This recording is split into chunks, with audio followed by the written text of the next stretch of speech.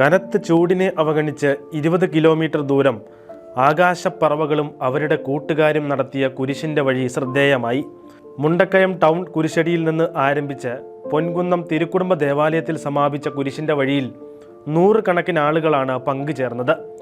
രാവിലെ 7:30 പ്രാരംഭ പ്രാർത്ഥനയോടെ Podimattam minor seminary spiritual director father Justin Pazhayaparambil FBA ജില്ലാ സ്നേഹദാസൻ ടോമിച്ചൻ മണിയങ്കേരിക്ക് കുരിശ് കൈമാറി.